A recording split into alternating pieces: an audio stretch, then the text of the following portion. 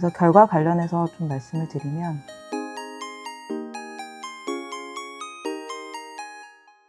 안녕하세요. 제약바이오 박재경입니다. 저희 6월 달에 이제 아스코라고 하는 항암학회가 진행이 됐었는데, 이번 아스코에서 글로벌리 주목받았던 결과들 관련해서 앞으로 생각해 볼 거리들 좀 말씀드리도록 하겠습니다. 우선 첫 번째로 말씀드릴 거는 N02의 임상 결과입니다. 이번 아스코에서 가장 주목받았던 임상 결과이기도 하고요. N02가 이번에 이제 플래너리 세션에서 발표하고 나서 기립박수를 한동안 받았었는데, 이렇게 이제 시장에서 관심을 많이 받은 이유는 허투 저발현 유방암에서 유의미한 임상 결과를 냈기 때문입니다. 이제 허투 발현율에 따른 유방암 분류를 조금 말씀을 드리면, 이제 저희가 IHC 어세이라는 것을 통해서 유방암에서의 허투 발현율을 좀 체크를 하고요. 그거에 따라서 이제 허투 파지티브, 허투 로우, 허투 네거티브로 저희가 분류를 합니다. 그래서 보시면 이제 허투 파지티브, 저희가 지금 허셉틴을 비롯한 퍼제타 등의 허투 항체가 타겟할 수 있는 허투 파지티브는 15%이고요. 근데 지금 그런 허투 항체들이 타겟하지 못하는 영역인 허투 로우와 허투 네거티브가 훨씬 시장이 큰 걸 보실 수가 있습니다.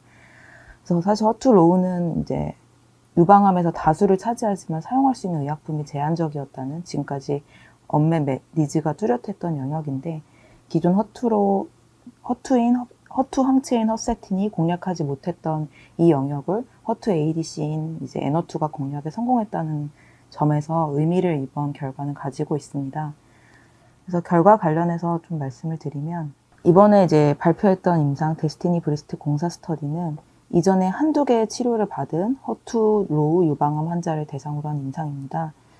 그래서 지금 무진행 생존 기간 PFS가 9.9개월로 확인이 되는데, 대조군은 5.1개월로 한 약 5개월 정도 연장을 했고요. 또 전체 생존 기간에서도 23.4개월로 대조군 16.9개월 대비 6개월 이상 개선한 모습을 확인을 했습니다. 이게 이제 전체 결과이고, 이제 서브그룹 분석에서 호르몬 수용체 음성군에서는 이제 PFS가 8.5개월, 대조군 2.5개월 대비해서 6개월 정도 늘렸고, 이제 OS 같은 경우에도 18.2개월로 대조군 대비 거의 1년에 늘리는 더욱더 좋은 결과를 확인을 했습니다. 이번에 또 하나 주목받았던 ADC 임상 결과 발표가 이제 길리어드의 트로델비인데요. 이제 트로델비와 N02 이번에 아스코에서 발표한 결과를 좀 비교를 해보시면, 트로델비 같은 경우에는 이제 대조군 4개월 대비해서 5.5개월로 약 1개월 정도밖에 개선을 시키지 못한 결과를 좀 발표를 했습니다. 그래서 트로델비에 대해서는 이제 사실 길리어드가 올해 3월에 임상 결과를 이제 프레스를 통해서 발표를 했었는데, 그때 당시에 이제 PFS랑 OS를 공개하지 않고 통계적 유의성을 만족했다고만 발표를 해서 조금 논란이 됐었는데요. 그거에 대한 상세 결과가 이번에 좀 공개가 됐고, 이제 과거에 저희가 기대했던 것보다는 조금 실망스러운 1개월 정도 연장에 그친 결과를 확인을 했습니다. 그래서 저희가 이제 N02 관련해서 어떠한 부분이 N02에 이런 좋은 효과를 낼 수 있었나를 좀 생각을 해보면, 일단 첫 번째로 바이스탠더 이펙트라는 걸 저희가 생각을 해볼 수가 있습니다. 이걸 이제 설명을 드리기 위해서 N02에 대해서 좀 말씀을 드리면, N02는 허세틴과 동일한 허투 항체에 이제 테트라펩타이드 기반의 링커, 그리고 이제 토포 아이소머레이즈 1 이니비터 기반의 톡신인 이제 데룩세테칸을 적용한 ADC입니다. 그래서 사실 이제 기존 허세틴과 동일한 항체를 사용했음에도 불구하고 기존 허세틴으로 이제 타겟하지 못했던 허투 저발현 영역을 타겟할 수 있었던 이유는 이런 바이스탠더 이펙트 때문인데요. 이 부분을 좀 설명을 드리면, 이제 허투 로우 유방암이라는 거는 유방암 내에 허투 파지티브와 허투 네거티브가 이제 섞여 있는데, 허투 네거티브의 비중이 더 많은 걸 이제 허투 로우라고 저희가 대략적으로 설명드릴 수가 있는데, 이제 이런 N02 같은 ADC 같은 경우에는 허투 파지티브에 결합을 해서 안으로 이제 인터널리제이션, 항체가 내부 안으로 들어가서 이제 리소솜에서 링커가 잘립니다. 분해가 되고, 그런 다음 톡신이 저희가 분비가 되게 되는데, 여기서 이 톡신이 옆에 세포로 퍼져나가는 작용을 할 수가 있습니다. 이런 걸 저희가 바이스탠더 이펙트라고 하는데, 이런 효과 때문에 이제 허투 파지티브에 결합해서 링커가 분비가 되고, 그게 주변 허투 네거티브까지 퍼져나가면서 허투 로우에도 효과를 낼 수 있었다고 보시면 됩니다.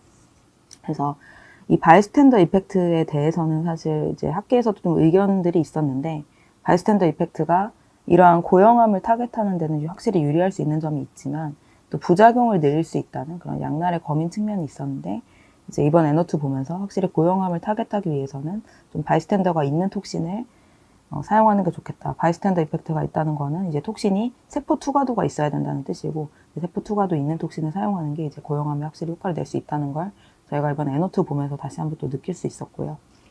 그리고 이제 앞으로 N02가 허투로우에서는 표준요법으로 자리 잡게 될 텐데 그 표준요법으로 자리 잡고 나서 저희가 앞으로 생각해 볼 포인트를 또 좀 적어 봤습니다. 일단 첫 번째는 이제 지금의 허투 진단법인 IHC 어세이 이외의 진단법이 좀 개발될 필요가 있을 거란 내용이고요. 지금 현재는 허투 발현 정도를 판단할 때 이제 암 조직 샘플을 항체를 통해서 염색해서 이제 측정하는 IHC 어세이를 활용을 합니다. 이 IHC 어세이를 기반으로 허투를 발현 정도를 판단을 할 때는 이제 병리과 전문의가 판독을 하게 되고, 근데 이 과정에서 저희가 사람이 진행하는 일이다 보니까 시행 기간에 따라 좀 편차가 발생한다는 문제가 있습니다. 그래서 이 그림을 한번 봐주시면 이제 시행 기간마다의 편차가 허투 이게 파지티브고 이게 허투 네거티브인데 허투 파지티브보다 허투 네거티브가 이제 기간마다의 편차가 좀 더 크다는 그런 연구 결과가 있고, 사실 지금까지는 헛세틴을 쓸 때 이쪽 영역에 사용했기 때문에 이제 허투 네거티브에 대해서는 좀 진단에 대한 니즈가 적었었는데 앞으로 이러한 부분에 대해서도 니즈가 또 생기기 때문에 발현 정도에 대한 조금 더 정량적인 검사법이 앞으로 개발이 될 걸로 생각이 되고요. 두 번째는 이제 N02의 내성입니다. 이제 N02는 뭐 이번 결과가 너무 좋았기 때문에 표준요법으로 자리를 잡고, 그렇다고 하면 이제 저희 신약개발 업체들 입장에서는 N02를 뭐 직접적으로 대결해서 이긴다는 구도보다는 N02 내성 부분을 타겟하는 방법으로 또 많은 약들이 개발될 걸로 생각이 됩니다. 그래서 지금 N02 내성의 원인이 이제 몇 가지가 가설이 지금 제시가 되고 있습니다. 사실 아직 N02가 허가를 받고 많이 리얼월드에서 사용되지 않았기 때문에 원인이 이렇게 뚜렷하게 밝혀지지는 않았는데요. 일단 허투 발현이 감소하는 부분, 그리고 톡신에 대한 내성이 생기는 부분, 그리고 허투 내부에서의 돌연변이가 생기는 부분 등이 원인으로 제시가 되고 있고, 이제 허투 발현 감소가 일단은 조금 주요한 원인이 될 걸로 생각이 되고 있습니다. 그래서 이제 뭐 이 그림이 이제 그 부분을 보여주는 거고, 이제 N02 내성 환자 25명 중에 13명이 허투 발현이 감소된 것이 확인이 됐었다는 내용입니다. 그래서 이 부분은 아직은 뚜렷하게 원인이 나오지 않았지만 앞으로 저희가 좀 관심을 가지고 봐야 될 포인트겠다라고 말씀을 드리고요. 또 세 번째가 이제 N02가 적응증을 계속 확장해 나가고 있다는 부분입니다. 그 로슈의 허스틴 같은 경우에는 처음에 이제 전이성 유방암 적응증으로 승인 받은 이후에 이제 조기 유방암까지 좀 조기 유방암 그리고 위암까지 좀 적응증을 확장을 했었는데요. N02 역시 지금 위암, 대장암, 비소세포 폐암 등 다양한 허투 양성 암종에서 적응증 확장을 좀 순조롭게 진행을 하고 있습니다. 그래서 지금 위암, 대장암, 비소세포 폐암에서 다 좀 긍정적인 결과를 확인하고 있는 상황이고, 이 부분은 이제 뭐 N02도 N02인데 이러한 부분이 이제 약간 경쟁 랜드스케이프를 바꿀 수 있기 때문에 저희가 그러한 관점에서 이제 저희가 보고 있는 업체들의 적응증에서 N02가 또 새로운 경쟁자가 될 수 있기 때문에 그러한 측면에서 좀 앞으로 봐야 될 포인트라고 생각해서 말씀드렸습니다. 그래서 N02 여기까지 말씀드렸고, 또 한 가지 이번에 좀 화제가 됐던 결과가 이제 미라티의 결과인데, 이제 미라티는 이제 KRAS 변이에 대해서 두 번째로 개발되고 있는 약입니다. 작년에 이제 암젠의 루마크라스가 승인을 받았고요. 그래서 이번에 이제 발표했던 결과는 약간 암젠과 비교가 많이 됐었는데요. 그래서 사실 이 미라티의 아다그라십이 ORR이 이제 암젠의 루마크라스보다 좀 높았기 때문에 결과가 좀 기대감이 됐었는데, 이번에 결과 보시면은 이제 ORR 같은 경우에는 루마크라스 대비 높게 나왔지만 생존 기간 쪽에서 루마크라스 대비 크게 높은 모습을 보여주지는 못했습니다. 그래서 이제 이러한 부분들이 좀 시장에서 좀 실망을 해서 초록 공개된 당일날 주가가 이제 -30% 정도 빠지는 그런 모습을 좀 보여줬었고, 저는 이제 유효성도 유효성인데 안전성 부분에서 조금 떨어지는 결과를 확인을 했고요. 그래서 이제 그레이드 3에서 4 약물 연관 이상 반응이 발생한 환자 비율이 이제 43%로 암젠 루마크라스 21% 대비 안전성 부분에서도 조금 열세를 확인을 했습니다. 다만 저희가 이제 앞으로 좀 긍정적으로 볼 수 있는 포인트는 뇌전이 환자 대상 결과인데, 이제 뇌전이 환자에서 ORR이 33%로 확인이 됐고요.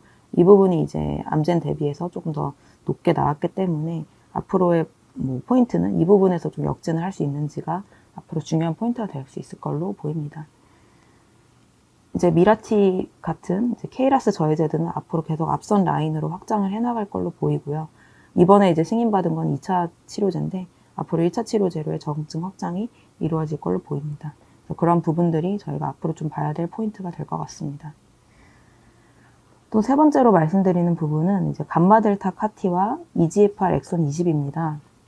그래서 감마델타 카티 관련해서는 아디셋바이오가 이번에 좀 결과를 발표를 했는데요.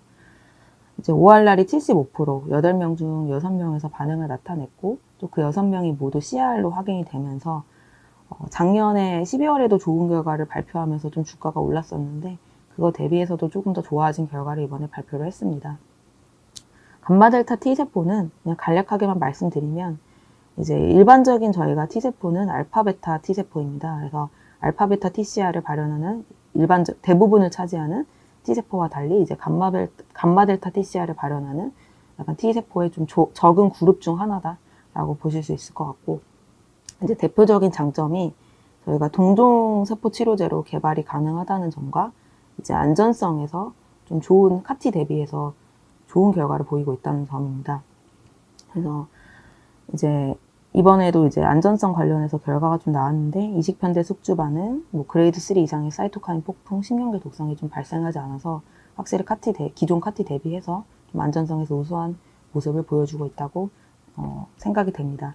이런 감마델타 T세포가 이렇게 긍정적인 결과가 계속 이어진다면 기존의 카티 치료제를 조금 일부 대체하고 CD19 등 다른 타겟으로도 개발될 걸로 좀 기대가 되고 이 부분에서 또 저희가 생각해 볼 부분은 저희 이제 NK세포 치료제 개발하는 업체들이 국내에 좀 있는데 이런 NK세포 치료제와도 또 경쟁 구도를 형성할 수 있다는 부분입니다. 그래서 이제 아까 제가 말씀드린 두 가지 장점, 동종으로 개발이 가능하다는 것과 안전성이 우수하다는 것이 이제 NK와 장점을 이제 좀 비슷한 장점을 공유하고 있고 앞으로 이제 확인해야 될 부분이 작용 기간입니다. 이 부분을 말씀드린 이유가 NK세포 치료제의 약점 중 하나로 지적되는 부분이 이제 작용 기간이 짧다는 점인데 이제 그런 부분을 이제 감마델타 T세포가 해결될 걸로 이론적으로는 기대가 되고 있습니다. 그래서 이 부분을 이제 해결할 수 있을지 좀 앞으로 확인이 필요할 걸로 생각이 됩니다. 또 한 가지가 이제 엑손 20 인설션인데 여기서 이제 컬리넌 온콜로지가 이번에 발표를 했고요. 컬리넌 온콜로지는 최근에 타이오 파마슈티컬의 총 계약 규모 4억 달러 그리고 이제 계약금이 2억 7천만 달러 규모로 이제 기술 이전을 했습니다. 엄청나게 큰 규모의 계약금 받으면서 좋은 조건으로 기술 이전을 진행을 했고요. 이제 그 파이프라인이 이번에 이제 1, 2, 3 결과 발표가 있었습니다. 이제 결과는 좀 여기 요약을 한번 보시면 현재 엑손 20 인설션, EGFR 엑손 20 인설션 영역에서 승인받은 약은 이제 아미반타막과 마보서틴ib 이게 이제 저희가 잘 알고 있는 탁 788인데 이게 이제 두 개가 승인을 받아놓은 상황이고 이번에 컬리넌 결과랑 좀 비교를 해보시면 우선 아미반타맙은 ORR 측면에서는 되게 우수한 결과를 저희가 확인했습니다. 반응률 40%, 생존 기간은 이 정도 PFS 8.3개월 정도 저희가 확인을 했었었는데 이제 컬리넌 같은 경우에도 ORR이 유사하게 나왔고 생존 기간도 좀 좋게 나온 상황이고 다만 이제 아미반타맙의 약점으로 지적되는 부분이 아무래도 항체이다 보니까 내투과가 불가능합니다. 그래서 뇌전이를 이제 트리트할 수 없다는 약점이 있는데 이제 스몰 몰레큘러서 그런 부분이 조금 낫지 않을까라고 기대가 되고 있고 이제 마보서티닙은 탁788은 초기에는 이제 40%대 ORR 받으면서 기대를 굉장히 많이 받았었는데 이제 이쪽도 CNS 액티비티가 생각보다 낮아서 ORR이 결국 28%로 좀 떨어졌었고 부작용도 또 조금 이쪽은 좀 부작용도 이슈가 되는데 컬리넌은 부작용 쪽에서도 좀 긍정적인 결과를 발표해서 이 부분이 이제 앞으로 CNS 액티비티나 장기적으로 그러니까 아무래도 저희가 N수가 늘어나다 보면 결과가 좀 바뀔 수가 있는데 그런 부분들이 좀 어떻게 바뀔지 앞으로 좀 참고해서 보시면 할 듯합니다. 여기까지 좀 이번 아스코에서 주목받았던 결과 위주로 말씀을 드렸습니다.